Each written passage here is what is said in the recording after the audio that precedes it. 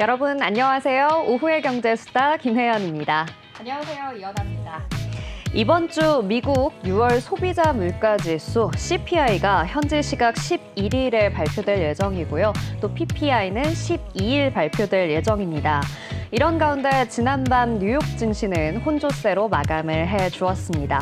다우존스는 0.08% 소폭 하락하는 모습 보였는데요. 나스닥과 S&P 500 지수는 상승하면서 마감을 해주었죠. 또 현지 시각으로 9일과 10일에는 이 파월 의장의 상하원 은행위원회에서 반기 통화정책 보고도 예고되어 있습니다.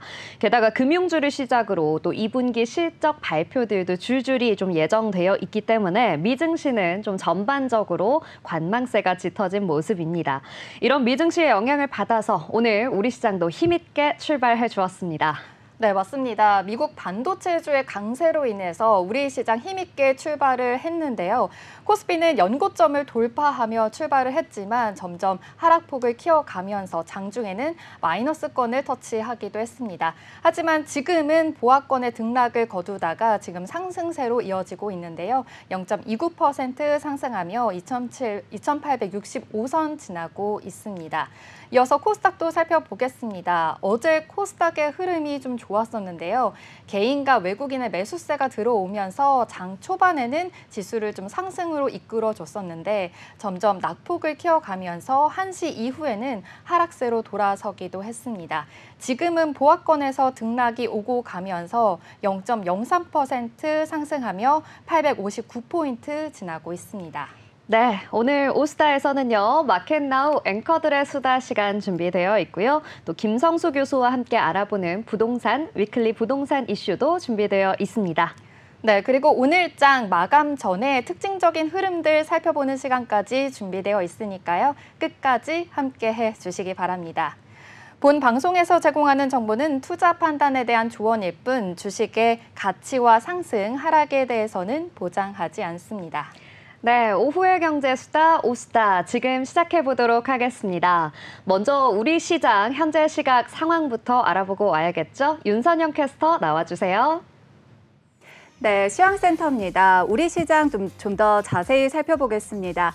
어제 0.16% 하락 마감했던 코스피였습니다. 오늘 상승 출발했었는데 11시쯤에 좀 하락 전환했다가 다시 힘을 내는 모습입니다.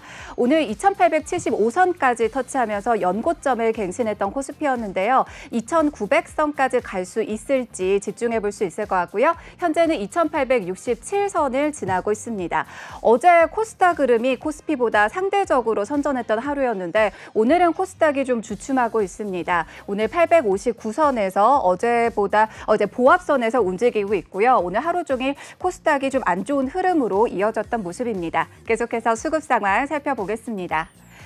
오늘 외국인의 매수세가 강했습니다. 개인과 기관이 같은 포지션에서 개인이 2천억 원 넘는 매도세 보이고 있고요. 기관도 170억 원의 매도세를 보였던 가운데 오늘 외국인이 2천억 원 넘는 매수세를 들어왔습니다. 특히 오늘 외국인 순매수 1위가 삼성전자를 보이기도 했습니다. 계속해서 코스닥 수급 상황 살펴보겠습니다. 오늘 코스닥은 또 포지션이 완전히 달라져 있습니다. 개인만이 팔자세를 펼치고 있고요. 기관과 외국인이 이제 매도세를 보이고 있는데 특히 코스닥의 외국인 같은 경우는 외국인이 계속해서 좀 강한 매수세를 들어오다가 오늘 포지션을 매도로 전환했다는 점 눈여겨보실 수 있을 것 같습니다. 이어서 코스피 시가총액 1위부터 5위까지 살펴보도록 하겠습니다. 5거래일 연속 상승세를 보였던 삼성전자 오늘은 좀 주춤한 모습입니다. 그래도 외국인이 가장 많이 담고 있기는 하지만 오늘 지금 보합세로 마감을 앞두고 있는 상황이고요. SK하이닉스는 삼성전자가 외국인이 많이 담았다면 기관에서는 SK하이닉스를 많이 담고 있습니다. 현재는 2.14% 오른 23만 8,500원에 거래 중입니다. 그 외에 지금 현대차는 하락세 보이고 있고요. LG에너지솔루션이랑 삼성바이오로직스는 각각 1.67%, 0.38% 상승 보이고 있습니다. 계속해서 시가총액 6위부터 10위 살펴보겠습니다. 오늘 삼성전자뿐만 아니라 삼성전자 우선주 또 관련주들 외국인이 많이 담고 있는 모습이었습니다. 하지만 삼성전자 현재는 지금 하락세를 좀 보이고 있고요. 현대차에 이어서 오늘 기아 같은 경우도 흐름이 좀 약한 모습을 보이고 있습니다. 셀트리온 같은 경우는 영국에서 지금 특허를 앞두고 있어서 지금 상승세를 보이고 있고요. 18만 7,200원에 거래 보이고 있습니다. 그 밖에 KB금융과 포스코홀딩스는 각각 하락 마감을 앞두고 있습니다. 이어서 코스닥 시가총액 살펴보겠습니다. 어제 바이오주들이 좀 지수를 끌어줬던 하루였습니다. 오늘 보시면은 HLB와 삼천당 제약을 제외하고는 하락세 보이고 있는데요. 에코프로비엠과 에코프로는 오늘 계속 전반적으로 같은 결을 보였습니다. 꾸준하게 하락폭을 좀 키워가는 모습이었고요. 에코프로비엠은 현재 19만 4,600원, 에코프로는 10만 1,700원에 거래되고 있고 알테오젠도 현재 바이오주에서는 좀 주춤하고 있습니다. 26만 5천원에 거래되는 모습. 반면 삼천당 제약의 주가 상승이 무섭습니다. 벌써 올라와 있는 모습인데요. 오늘도 지금 6.94% 상승 보이면서 20만 8천원에 거래되고 있고 HLB와 HLB 관련주들도 현재 흐름이 좋은데요. HLB는 2.49% 상승한 9만 4,500원에 거래되고 있습니다. 계속해서 코스닥 시가총액 10위까지 이어서 보도록 하겠습니다. 현재 지금 그동안 좀 주춤했던 리노공업이 다시 좀 힘을 내고 있습니다. 5.59% 상승한 23만 6천원에 거래되는 모습이고요. 반면 엔캠과 클래시스는 하락세를 보이고 있고 셀트리온 제약과 리노공업 상승세 그리고 HPSP는 어제와 같은 보합세로 마감을 앞두고 있습니다. 계속해서 우리 시장 흐름 살펴보시면서 끝까지 함께 보시기 바라겠습니다. 시황센터였습니다. 네, 잘 들어봤습니다.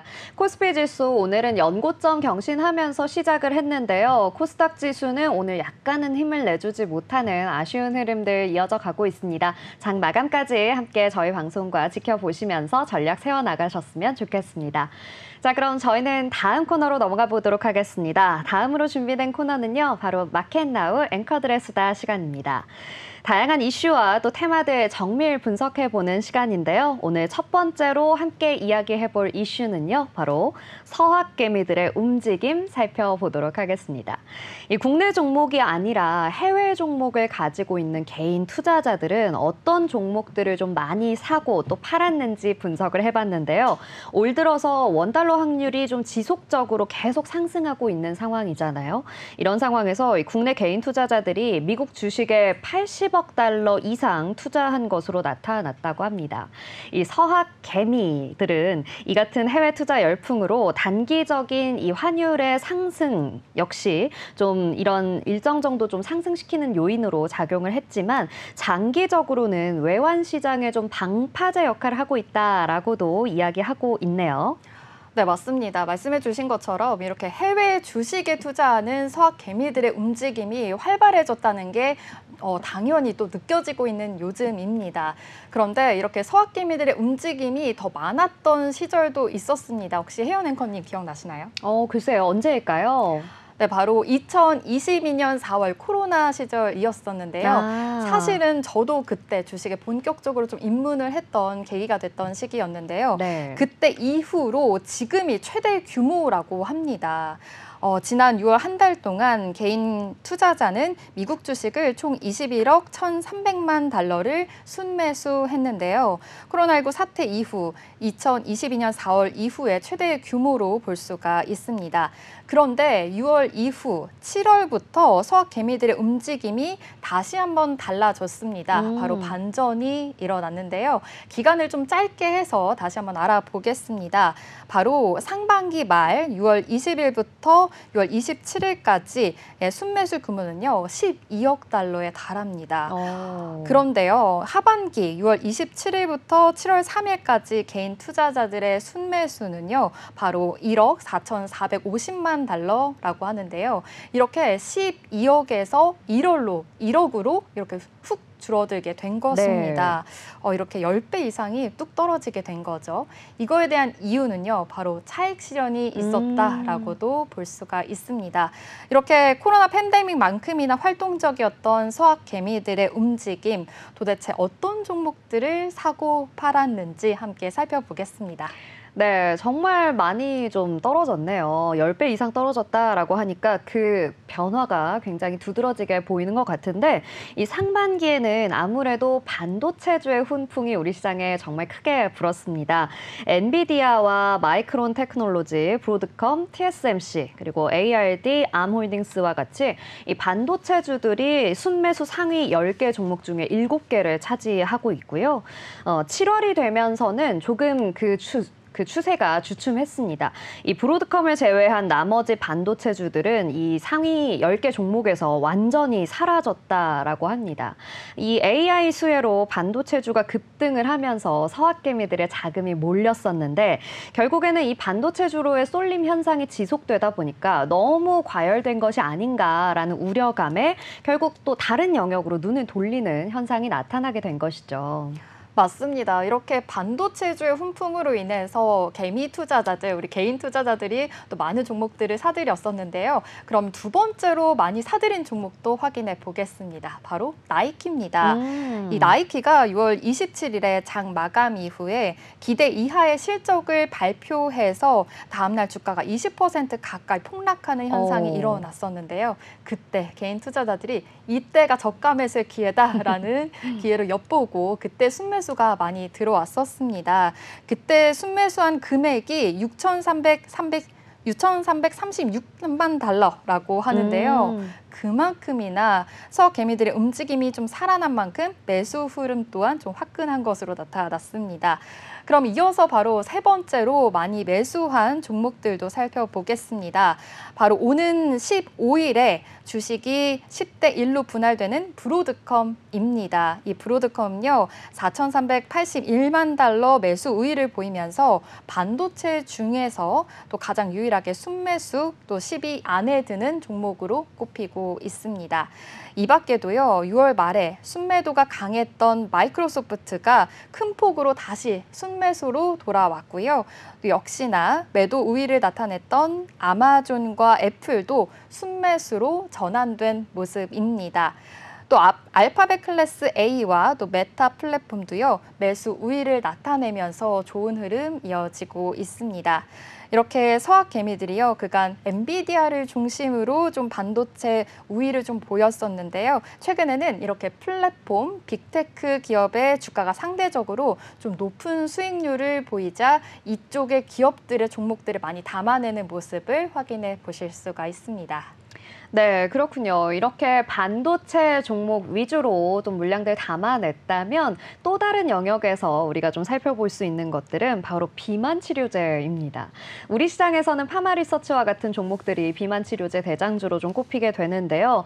일라이 릴리가 우리 미증시에서 또 비만 치료제로 주목받고 있는 종목입니다. 1,688만 달러를 순매수했고요. 또 지난 6월 27일에 미국 나스닥 시장에 상장했던 이 네이버 웹툰의 모 기업이죠. 웹툰 엔터테인먼트도 굉장히 많은 물량 담아냈다고 하는데요. 1,426만 달러 매수 우위 보였습니다. 자, 그렇다면 이제 이렇게 담아낸 종목들 말고 어떤 종목들을 좀 많이 팔았는가 순매도한 종목들도 좀 찾아볼 텐데요. 3억 달러 이상 순매수했었던 엔비디아. 엔비디아는 사실 차익 실현 매물이 많이 좀 출회가 되면서 다시 매도 물량들이 굉장히 쏟아져 나왔습니다. 엔비디아의 이 특별한 악재는 없었지만요. 1억 7,729만 달러 순매도세가 보여졌다고 하고요. 이 주가가 너무 올랐었다라는 불안감 때문에 5월 말 이후에는 이 증시 자금이 과도하게 쏠렸던 기미를 좀 이제 해소해보자라는 의견으로 차익 실현 매물들이 많이 좀 출회됐습니다.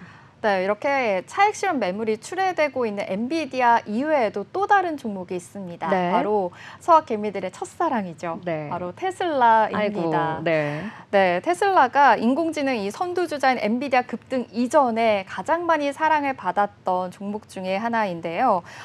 지난 상반기였죠. 테슬라의 주가가 또 연속으로 또 하락세를 보이면서 테슬라를 샀던 우리 개인 투자자들이 마음고생을 많이 했었을 겁니다.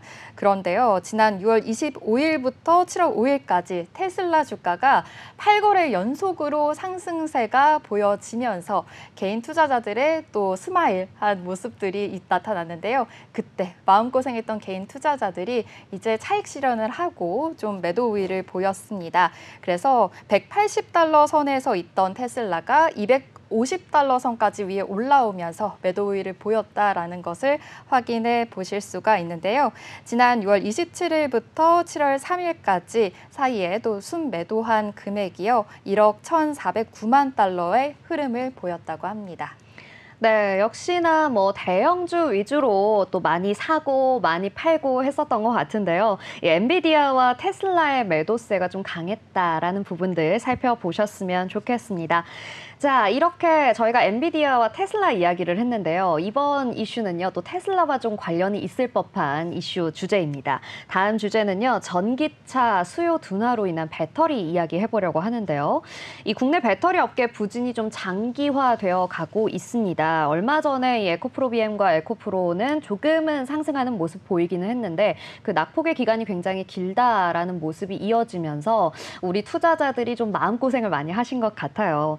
자, 그런데 이 국내 배터리 업계 1위로 꼽혔던 LG 에너지 솔루션은요, 올해 2분기에도 조금 부진한 성적표를 내는 모습을 보였습니다.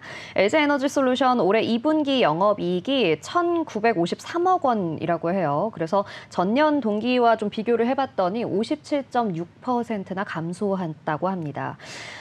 증권가 컨센서스보다도 낮은 실적인데요. 미국의 인플레이션 감축법이죠. 이 IRA의 세액공제를 제외하면 무려 2,500억이 넘는 적자를 보이고 있다고 합니다. 네, 이렇게 적자를 보이고 있는 만큼 국내 배터리 업계 부진이 또 배터리 3사에도 계속되고 있습니다. LG 에너지 솔루션과 함께 삼성 SDI, 또 SK온이 함께 부진을 겪고 있는데요. 증권가에서는 삼성 SDI의 2분기 영업이익이 지난해 같은 기간보다 17에서 19% 감소했을 것으로 내다보고 있습니다. 10개 분기 연속으로 또 적자를 이어간 SK온은요, 이번 2분기에도 3천억 원대의 영업 손실을 기록할 전망이다라고 전망까지 나오고 있는데요. 이렇게 아무래도 배터리 업계 성장 둔화가 전기차 시장과 또 연관이 되어 있는 것으로 보입니다. 네. 글로벌 완성차 업체 제너럴 모터스는 올해 전기차 생산량을 기존 20만에서 30만 대에서 20만 대에서 25만 대로 줄이겠다라고도 발표하기도 했는데요. 이렇게 금리가 인하가 지연이 되면서 전기차의 판매량도 계속해서 지연이 되고 있는 흐름 이어지고 있습니다. 그리고 전기차 배터리 원자재인 리튬 가격이 또 올해 최저 수준을 좀 기록을 하면서요. 배터리 업계가 캐즘과 또 그런 레깅 효과가 나타나면서 악재가 겹치고 있습니다. 네, 그래서일까요? 우리 국내 배터리 업체들은요, 새로운 살 길을 좀 모색해 나가고 있습니다. 바로 중국 업체 텃밭으로 불리는 LFP 배터리 시장 공략에 나선 건데요. LG 에너지 솔루션이 최근 이 르노 자동차와 암페어 그리고 LFP 배터리 공급 계약을 맺었다라는 소식 여러분도 다들 보셨을 겁니다. 이 국내 배터리 업체 중에서 차량용 LFP 배터리 공급 계약을 맺은 곳이 LG 에너지 솔루션이 최초라고 합니다. 그동안 이 중국 기업들이 주도하던 중저가 LFP 배터리 시장 진출을 좀 본격화한 신호탄이 된 건데요.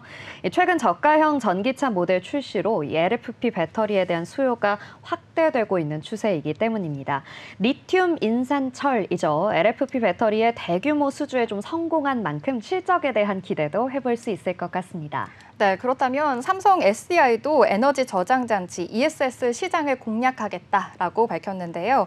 삼성 SDI는 미국 최대 전력 기업인 넥스트 에라 에너지에 1조 원 규모의 ESS 배터리를 공급하는 계약을 앞두고 있습니다. 그리고 SK온도 마찬가지입니다. 2026년 양산을 목표로 LFP 배터리를 개발해서 중저가 제품으로 라인업을 확대하겠다라고 계획을 밝혔는데요.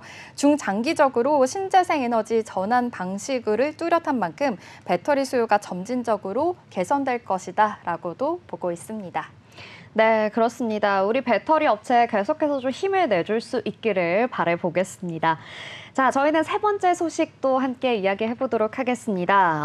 요즘 장마가 정말 무섭게 올해 지속이 되고 있습니다. 맞습니다. 전국적으로 이 거센 장맛비가 좀 내리고 있는데요. 서울에서도 이 호우로 인해서 산사태 위험을 대비하라는 호우 긴급 재난 문자들이 계속해서 좀 오고 있습니다. 8일이죠. 어제 새벽에는요, 중부지방과 충청, 경북권에 강한 비가 쏟아지면서 이 침수 피해가 속출하기도 했는데요. 충청권과 경북권을 중심으로 행정안전부에서는 오전 3시부터 중앙재난안전대책본부 1단계를 가동하고 또 호우위기경보 수준을 관심에서 주의 단계로 상향하기도 했습니다. 이 강한 비구름대의 영향 때문에 호우특보가 발표된 이 충청권 남부와 경북 북부에는요, 시간당 30에서 50mm의 매우 강한 비가 내렸고요. 그러면서 도로가 침수되고 또 산사태 위험도 커져서 주민들이 고립됐다가 구조되기도 하는 등 굉장히 긴급한 상황들이 이어졌다고 합니다. 또 가로수가 쓰러지고 도로가 물에 잠기는 것처럼 이 피해 신고가 150여 건이나 이어졌다고 하네요. 네. 충북 지역에서는요, 산 빌탈면이 무너져서 사망자가 1명이 나왔습니다. 충북 소방본부에 따르면 어제 오전 8시 43분께 옥천군 옥천읍에서 남편의 연락이 두절됐다라는 안내의 신고가 접수됐는데요. 비 상황을 살피러 나간 남편이 보이지도 않고 또 연락도 안 된다라는 신고였습니다. 소방당국은 집 뒤편에 굴착기 등을 동원해서 50대 남편을 수색을 했는데요. 이때도 토사가 빗물에 계속 흘러나와서 작업에 어려움을 겪기도 했습니다. 그래도 수색을 시작한 지 10여 시간 만에 저녁 7시 8분쯤 남편 A씨를 발견을 했는데요. 옥천 성모병원으로 옮겨졌지만 끝내 숨졌습니다. 참 비통한 일이 발생을 했는데요. 어제 옥천 청산면에는 하루 동안 190mm 내리는 정말 집중호우가 쏟아졌습니다. 네, 그렇습니다. 이렇게 전국 각지에서 비 피해가 이어져 가고 있는 가운데 오늘 10일까지 전국에 많은 장맛비가 계속해서 좀 내릴 전망입니다.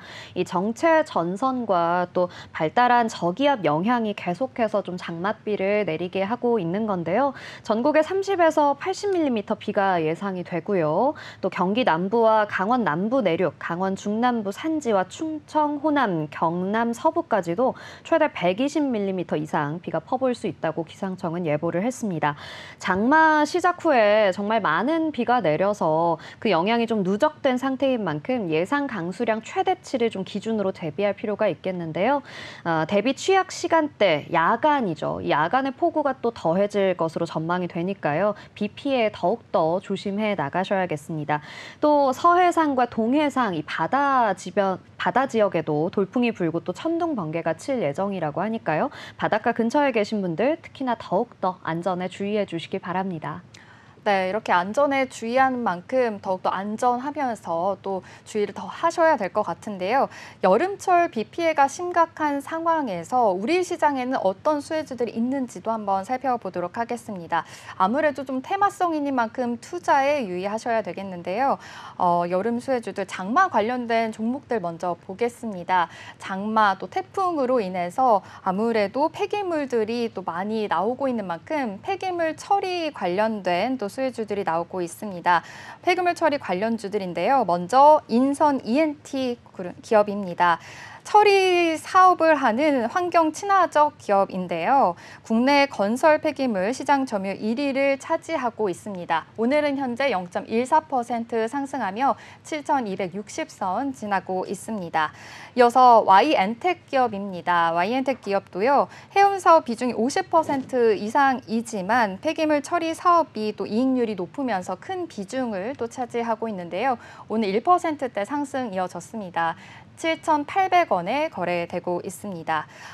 이뿐만이 아니죠. 바로 여름 수혜주 중에 가장 또 대표적인 또 아이스크림, 또 과자 관련된 수혜주들도 있는데요. 그래서 빙그레주 있습니다. 빙그레주뿐만이 아니라 그 창문용 에어컨이 요즘에 실적이 좋아서 또 파세코 기업이 또 급부상하기도 했습니다. 그리고 아이스크림 메로나가 해외 수출이 된다라는 소식과 함께 오늘도 급부상하는 흐름 보여지고 있는데요. 오늘 파세코는 0.78% 하락하면서 1190원에 지금 거래되고 있는 흐름 확인해 보시기 바랍니다. 이렇게 테마주 관련해서 또 투자에 주의하셔야겠습니다. 네, 그렇습니다. 이렇게 또 장마가 이어지고 또 여름이 계속해서 길어지는 만큼 여러분이 우리 시장에서 이런 테마성 관련 종목들도 살펴보시면서 대신에 또 투자를 하실 때는 조금 더 신중하게 대응해 나가실 수 있었으면 좋겠습니다. 자, 장마철 태풍 비피에 유의하시면서 이번 여름 잘 나시길 바랍니다. 그럼 저희는 오늘장 또 뜨거웠던 종목들 만나보고 와야겠죠? 이 시각 특징주 탑5 만나보고 오겠습니다. 네, 오늘 증시의 인상적인 흐름 가져가고 있는 종목을 알아보는 시간, 이 시각 특징주 탑5의 성희수입니다. 오늘 시장에서 특징적 흐름 보인 종목 5가지 지금 바로 살펴보겠습니다. 먼저 5위입니다. 5위는 다날이 차지했습니다. 다날의 페이코인이 미국 내 애플 등에서 결제가 이뤄졌다는 소식에 영향을 받은 것으로 풀이되는데요. 오늘 다날은 전일 대비 2.25% 상승한 3,855선 지나가고 있습니다. 현재 업계에 따르면 페이코인은 미국 내 애플, 쉐이크쉑, 서브웨이 등에서 페이코인을 통한 결제가 이뤄짐에 따라 해외 실물 결제 서비스 상용화에 성공했다고 밝혔습니다. 이로써 올해 초 공개한 해외 결제 시장 진출을 본격화한다는 내용을 이행하면서 글로벌 시장 진출의 전환점을 마련하고 페이코인의 가능성을 입증한 것입니다. 페이코인은 미국 가맹점에서의 결제 상용화를 시작으로 아시아와 유럽 등 더 넓은 시장으로 진출할 예정입니다.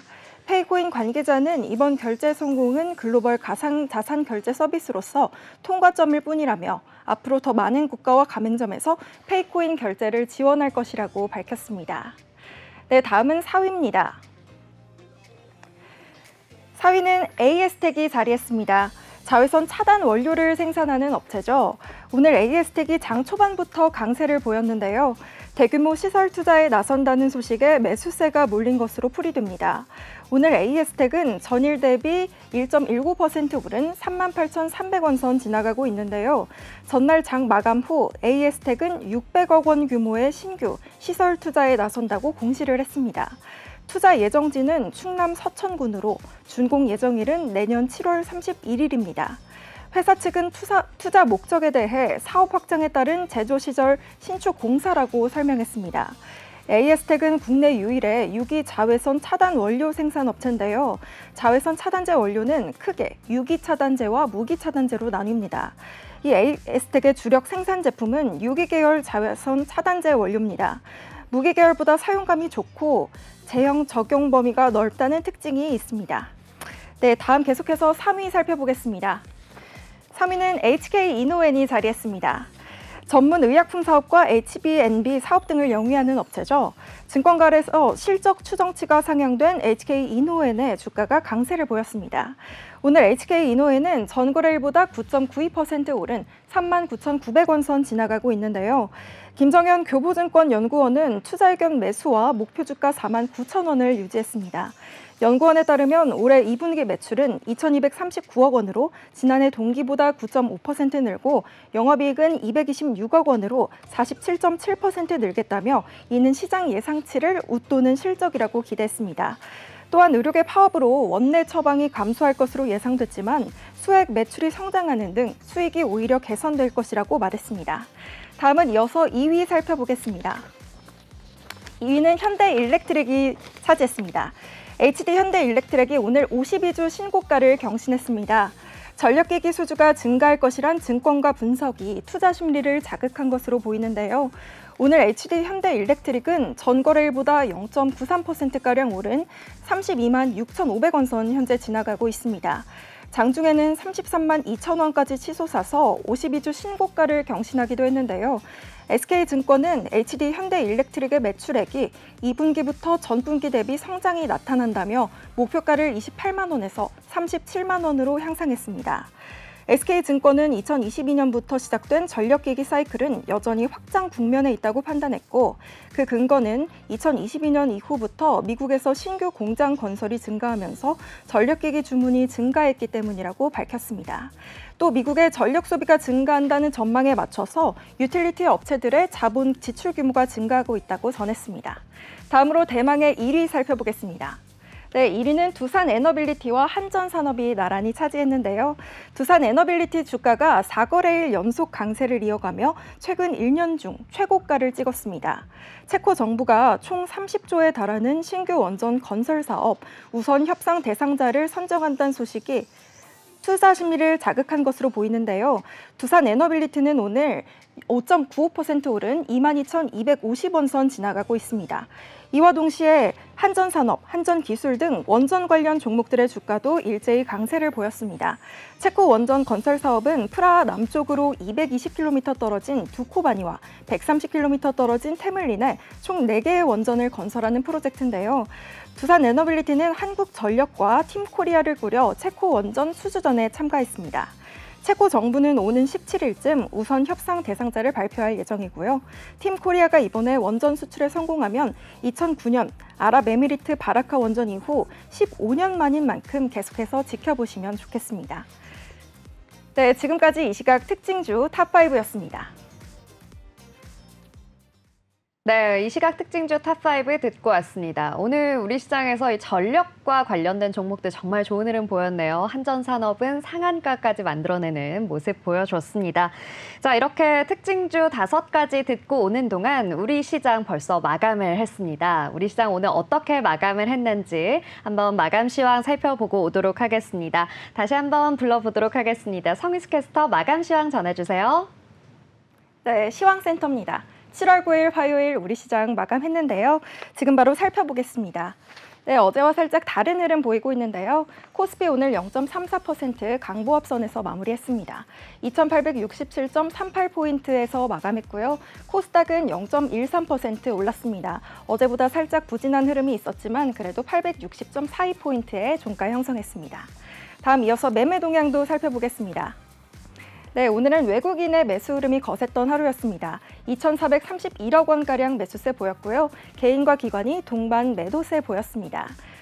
이어서 코스닥 매매 동향도 살펴보겠습니다. 네, 코스닥은 개인이 오늘 홀로 매수세 보였습니다.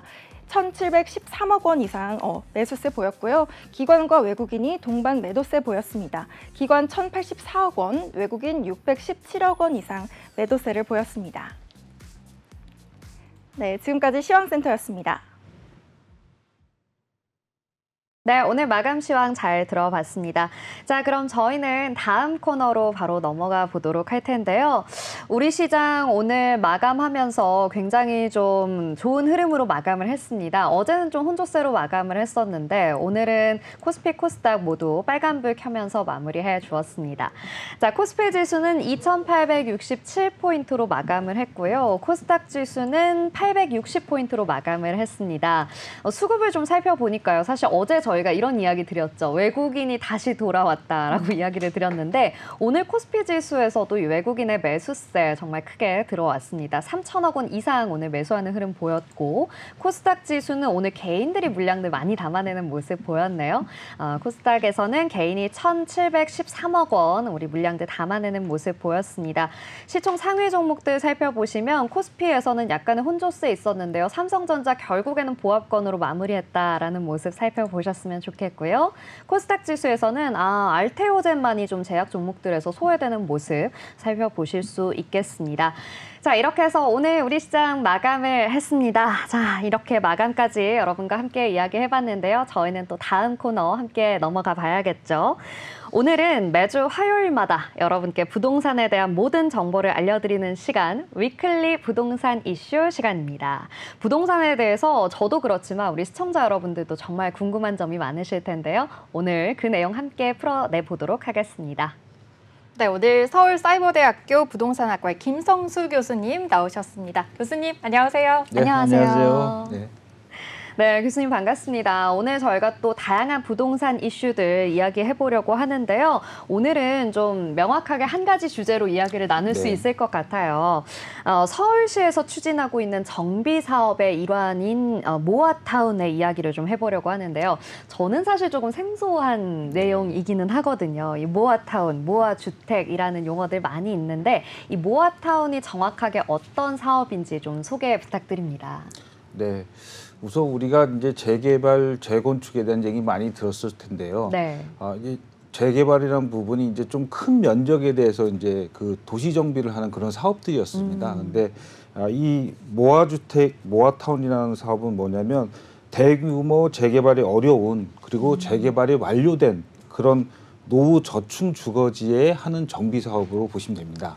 자, 그래서 모아타운에 얘기하기에 앞서서 우리가 이 빈집 및 소규모 주택 정비에 관한 특례법이 있는데요. 이 법에 의해서 소규모 주택 정비하는 사업이 또 있어요. 그래서 그 사업에 관련해서 이제 활용하는 서로 모델입니다. 그 법은 국가에서 정한 거고요. 이제 서울시에서의 그 브랜드 서로 활용하는 모델로 모아타운 모아주택 사업이라고 하게 된 것이고요. 이 소규모 주택 정비 사업에는 자율주택 정비 사업, 가로주택 정비 사업, 소규모 재개발, 소규모 재건축 사업이 있는데 여기에 건축 협정형 주택까지를 포함해서 서울시만의 이제 이 소규모 주택 정비 사업 이렇게 하게 된 그런 브랜드라고 보시면 될 것 같습니다. 네, 그래서 하나 더 추가로 말씀드리면 네. 소규모 주택 정비 관리 지역이라고 하는 곳이 있는데 이 관리 지역이 우리가 알고 있는 모아타운이고요. 모아타운이라고 보시면 되고 네. 그리고 이 각각의 우리가 말씀드린 자율주택, 가로주택, 소규모 재개발, 재건축 이런 것들이 이제 소규모 재건축, 이제 모아주택 사업이라고 보시면 됩니다. 그래서 요 사업들이 합쳐져서 네. 모아타운 사업으로 진행이 되는 것입니다. 네. 좀 말이 좀 길었는데요. 네. 아니에요. 네, 뭔가 좀 막 이것저것 마구마구 이야기를 해주신 것 같은데. 네네. 네, 이렇게 그럼 서울시만의 소규모 주택 정비 사업 이렇게 브랜드로도 볼 수 있다라고도 말씀해 주셨는데요. 관리 지역이 또 있다 이렇게 말씀해 주셨어요. 네. 그러면 이 서울시 안에서 모아타운이 진행되고 있는 곳이 어떤 곳이고 또 어떤 방식으로 진행이 되는지도 궁금하고요. 그렇다면 이 모아타운이 가져다주는 혜택과 또 전망이 또 있을까요? 네, 그렇습니다. 이 모아타운 사업에 이제 두 가지 방식으로 진행이 됩니다. 하나는 공모하는 방식이 있고요. 또 하나는 주민이 제안하는 방식이 있습니다. 그래서 두 가지 방식으로 진행이 되는 것이 있고요. 이 모아타운에서는 이 공모하는 방식은 주민 동의 30%를 받고 나서 30%의 동의율로 지정을 해달라고 요청을 하는 사업입니다. 그래서 좀 더 지정이 되면 좀 더 탄력을 받고 좀 더 발전할 수 있는 그런 사업이고요. 주민 제한 방식은 아예 토지 면적 50%, 주민의 60%를 받아서 주민들이 직접 제안을 하는 방식입니다. 그래서 이게 더 효율적으로 사업 면에서 좀 빨리 가는 부분이 있죠. 네. 자, 그리고 혜택을 말씀드리면 이 모아타운 사업이 사업 절차를 되게 완화를 시켜줬어요. 그래서 보시면 이 평균 재개발 재건축이 4, 5년 정도 걸리는, 네. 8년에서 10년 걸리는데 4, 5년 정도 걸립니다. 빠르네요. 생략된 절차가 두 가지가 있어요. 네. 하나는 정비 개입 수립과 조합 추진이 승인 받는 그게 생략이 됐고요. 또 한 부분은 나중에 이주 및 착공하기 전에 관리 처분 계획 인가를 받는 부분이 생략이 됐습니다. 제가 지금 말씀드린 두 가지 부분이 각각 2, 3년씩 걸리는 부분들이거든요. 그래서 이 두 부분들이 다 생략이 되니까 네. 8년에서 10년 걸리던 게 이제 4, 5년으로 빨리 진행이 될 수 있다. 네, 이런 장점이 있고요. 그렇다면 네네. 이렇게 서울시가 직접 관리하는 것만큼 그런 혜택이 있는 건가요? 네, 그렇습니다. 서울시만의 이제 브랜드라고 말씀드리는 게 이런 인센티브를 더 많이 준 거예요. 그래서 인센티브 하나가 더 있습니다. 그래서 용도 지역 상향을 해서 사업성이 좋게끔 쉽게 말하면 아파트를 더 많이 지어서 분양을 할 수 있게 되고 그 분양받은 수입으로 조합원들에게 다시 되돌려주기 때문에 사업이 좀 더 빨리 진행할 수 있게 그런 혜택을 주었습니다. 네, 그렇군요. 이렇게 좀 절차가 간편해지고 간소화되다 보니까 속도감 있게 진행될 수 있는 것이 가장 큰 장점이지 않을까 싶습니다. 또 이런 부분들이 어떻게 보면 이 주민들에게도 정말 더 빠르게 재건축과 재개발이 될 수 있도록 만들어주는 부분이지 않을까라고 생각이 됩니다. 자, 이렇게 좀 좋은 혜택들이 많이 있는 것 같은 모아타운. 그런데요, 사실 이 최근 들어서 모아타운을 둘러싼 투기 의혹 것들 계속해서 좀 나오고 있습니다. 이 모아타운 장점과 전망 그리고 혜택을 좀 소개해 주셨지만 결국에는 얘가 또 가지고 있는 문제점 그리고 해결 방안들도 좀 궁금하거든요. 어떤 것들이 좀 문제이고 또 해결 방안은 어떻게 찾을 수 있을까요? 그렇죠. 저기 이 30% 동의 받은 이 공모 방식에서 이제 좀 문제점이 많이 발생을 하는데요. 네네. 역시 이제 30% 동의를 받다 보니까 이 나머지 반대를 하거나 지켜보는 그 주민들의 이제 갈등 문제가 좀 있습니다. 그래서 30% 동의를 받았지만 나머지 부분들이 이제 비대위를 결성을 하거나 또는 반대하는 부분, 요 관련 그런 것 때문에 서로 이제 갈등이 심화되는 부분이 있어서 서로 이제 공모된 부분을 해제해달라 뭐 이런 부분에 대한 시위도 있고 해제하면 안 된다 이런 주민 갈등이 있는 부분이 하나가 있고요. 또 하나는 이제 투기 수요, 투자 수요라고 불리는 그런 세력들이 어떤 우리가 속칭 말하는 네. 지분 쪼개기 뭐 이런 식으로의 그런 수요들이 있습니다. 그런 세력들이 있어서 사업성을 좀 악화시키는 부분들이 있죠. 그래서 심한 부분은 재개발 구역은 아닐지언정 사도를 큰 사도 도로 부분을 지분 쪼개기에서 서로 여러 명에게 사고 파는 그런 문제가 생겨서 공론화된 적이 있습니다. 그래서 이런 부분들이 이제 상당히 문제점으로 발생이 되고 있죠. 그럼 이 서울시 안에서는 어떤 곳들이 이렇게 모아타운이 형성이 되고 있는지도 궁금하거든요. 서울시에서요? 네, 서울시 안에서도 네. 그 강북구에도 좀 있다고 알고 있고 네. 좀 여러 군데가 있는 것 같은데 맞습니다. 좀 구체적으로 어떤 곳에 지금 모아타운이 있는 걸까요? 이제 공모 방식으로 들어간 부분들이 좀 더 많다고 할 수 있죠.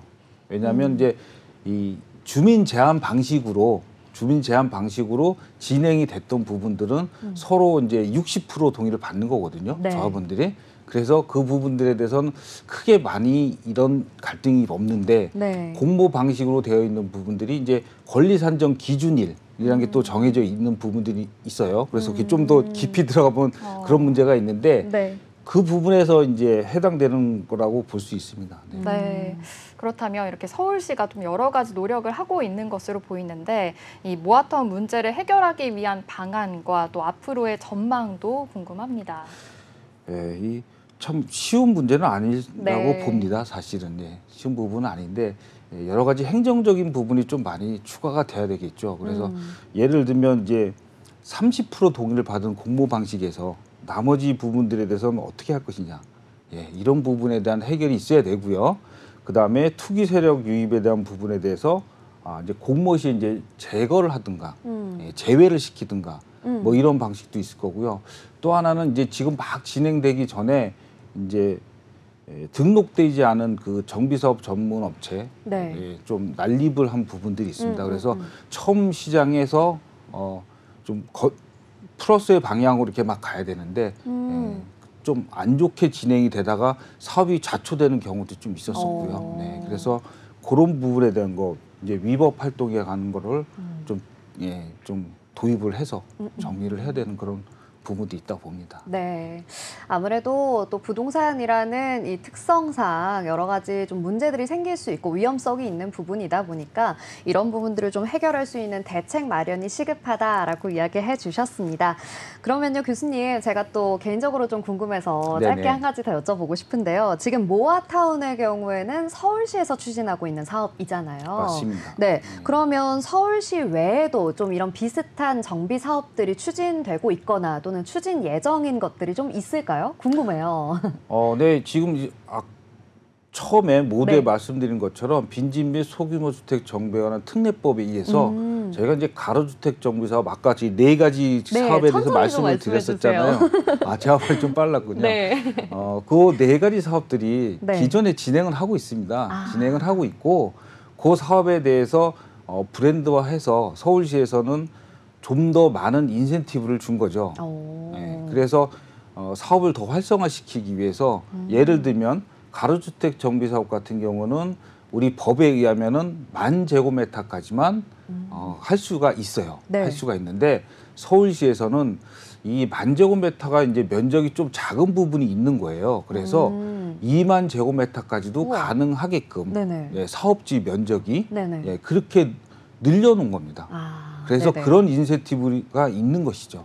그래서 서울시가 있고요. 서울시에서 하는 모아주택, 모아타운 사업이 있고 네. 또 하나는 전국적으로 할 수 있는 아까 말씀드린 빈지법이라는 뭐 줄여서 얘기를 하는데 네네. 빈소법, 빈지법 이렇게 얘기하는데 그 법에 의해서 가로주택 정비 사업이나 자율주택 정비 사업이나 소규모 재건축, 소규모 재개발 사업 네, 이런 사업들이 계속 진행을 할 수가 있는 것입니다. 네, 그렇군요. 서울시뿐만 아니라 다양한 또 정비 사업들 진행되고 있다고 하니까요. 이런 부분에 좀 관심 있는 시청자 여러분들께서는 가로주택 정비 사업이나 소규모 재건축과 같은 사업들까지도 꼼꼼하게 좀 살펴보셨으면 좋겠습니다. 자, 이렇게 좀 모아주택 그리고 좀 전국적으로 진행되고 있는 도시 정비 사업들 이야기를 좀 해봤는데요. 교수님 또 부동산학과 교수님이시다 네네. 보니까 네, 제가 또 단골 질문 하나 드리도록 하겠습니다. 이제 좀 상반기 다 끝이 났고요. 네네네. 저희 벌써 7월하고도 일주일이 지나가고 있는데요. 이런 상황에서 아무래도 네. 이 하반기 경제 전략, 그중에서도 부동산 전략 우리가 좀 세워봐야 하지 않겠습니까? 네, 제가 이 부동산 전문가님 그러니까 교수님들 뵐 때마다 꼭 여쭤본 질문인데 아, 되게 어려운 질문이긴 네. 합니다, 사실. 네, 하반기 전략 어떻게 가져가면 좋을까요? 저는 개인적으로 생각하기에는 하반기 전략에 대해서 지금 제가 제일 좋게 보는 부분들이 네. 이 모아타운 사업이 계속 활성화돼서 네네. 모아타운 사업이 계속 활성화돼서 시장이 공급이 되고 네네. 그래서 많이 공급이 돼서 또 어떤 시장에서 받아들여주는 부분들이 수요와 공급에 의해서 가격도 어느 정도 안정화되고 네. 예, 이렇게 되기를 희망하는 사람입니다. 그래서 앞으로 이 너무 많은 폭락도 좋아하진 않지만 예, 급격한 상승도 좋아하진 않잖아요. 그렇죠. 사실 그 다 네네. 둘 다 위험한 부분들이기 때문에 그래서 이 서울시에서 하는 이 모아타운 사업을 통해서 계속적으로 정상적이고 건전하게 공급이 지속적으로 이루어져서 이 정비 사업도 활성화되고 또한 주거에 대한 부분도 해결이 됐으면 하는 그런 바람을 갖고 있습니다. 네, 또 교수님 이렇게 따뜻하게 말씀을 해주실 줄 몰랐습니다. 정말 또 우리 시장 경제가 잘 흘러가서 정말 수요와 공급의 원칙에 의해서 모든 사람들이 좀 집 걱정 없는 그런 시기가 되었으면 좋겠다라는 생각이 듭니다. 그러면요, 교수님 마지막으로 우리 전세가, 매매가 지금 계속해서 상승하고 있잖아요. 네. 하반기에 전세가와 매매가는 좀 어떻게 전망하고 계세요? 계속 오를까요? 글쎄 항상 보면은 네. 그 하반 경직성, 상반 경직성 뭐 이런 얘기를 하게 네네. 되는데요. 이게 끝없이 오르는 건 사실 없지 않습니까? 네네네. 항상 이렇게 어느 순간에서 그 수요 공급에 따라서 적정하게 이제 꺾이는 부분이 있고 맞춰가는 부분이 네네. 있기는 하는데 워낙 공급이 좀 없었기 때문에 전세가는 오르지 않을까. 아, 그래요? 네. 그런 생각을 조심스럽게 저 개인적으로는 네네. 하고 있습니다. 근데 네. 그게 뭐 끝없이 오르지는 않겠죠, 당연히. 예. 그렇죠. 언젠간 안정화가 되겠죠? 저는 항상 시장 경제가 중요하다고 생각하고요. 네네. 그래서 수요 공급이 되게 중요하다고 생각하는 사람 중에 한 명입니다. 네, 알겠습니다. 자, 이렇게 또 제가 교수님께 돌발 질문까지 드렸는데 네. 너무 또 좋은 말씀 잘 해주셔서 감사합니다. 오늘 이렇게 모아타운에 대한 이야기 그리고 하반기 우리 부동산 전략까지 간략하게 좀 들어봤습니다. 오늘 함께 해주신 김성수 서울사이버대학교 부동산학과 교수님 고맙습니다. 네, 감사합니다. 네, 이렇게 우리 시장 오늘 마감을 했습니다. 오늘 마감 상황 다시 한번 좀 짚어주시죠. 네, 코스피 코스닥 오늘 강보합으로 두 양시장 모두 마감했습니다. 코스피 0.34% 상승해 2,867포인트에 마감했고요. 코스닥도 0.13% 상승해 860선에 마감했습니다. 860선을 터치하면서 마감한 모습 나타내고 있네요. 네, 코스피 코스닥 지수 오늘 양시장 모두 빨갛게 마무리하는 좋은 흐름 보였습니다. 오늘 화요일이죠. 수, 목, 금 남아있는 이번 주 모두 다 시장 힘내줄 수 있기를 바라보도록 하겠습니다. 내일은 더 시장에 가깝고 유익한 경제 이슈들 가지고 찾아오도록 하겠습니다. 오늘 저희가 준비한 오후의 경제수다, 오수다는 여기까지입니다. 저희 방송 다시 보기는요, 언제나 네이버와 유튜브를 통해서 가능하다는 점 기억해 주시기 바라고요. 아울러 본 방송에서 제공하는 정보는 투자 판단을 위한 조언일 뿐 주식의 가치의 상승이나 하락에 대해서는 보장하지 않는다는 점 기억해 주시기 바랍니다. 자, 그럼 오후의 경제수다, 오수다 오늘 내용은 여기서 마치도록 하겠습니다. 내일 오후 3시 오수다에서 다시 만나요. 안녕.